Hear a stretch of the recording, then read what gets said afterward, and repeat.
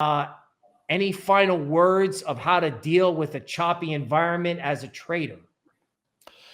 Zoom out. Yeah. So as a trader, choppy markets can be difficult because you kind of get whiplash. But I just say, from a trading perspective, identify your support and resistance levels, and be willing to cut trades with your stop loss. Right. Don't let bad trades run. That's just generally good advice, even though we don't do financial advice here. It's best not to let bad trades run, and just calculate your risk to reward ratios to make sure that that you can be wrong a few times and still be profitable. Right. But just in general, zoom out. Remember the total cryptocurrency market cap chart that we showed, that in general, we want exposure to crypto because it's an exponentially growing asset class, right?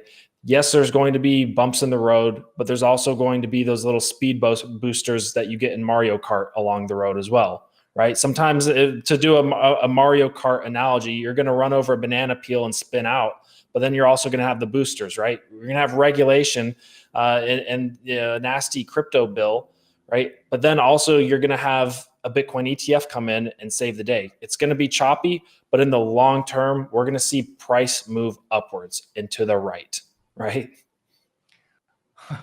Funny comment here. Somebody says, buy the dip in Facebook. So that reminds me of what my message is parting from the stream. Folks, in October, with events lurking, you got to almost treat every day as a new day. Every day, something different could happen.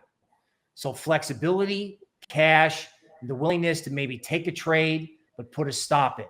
So it's not investment advice.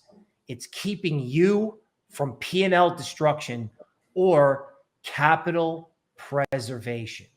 Token Metrics is a cryptocurrency investment platform that helps users leverage machine learning to become better crypto investors.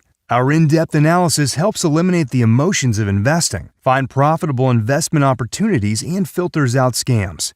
Learn more at tokenmetrics.com.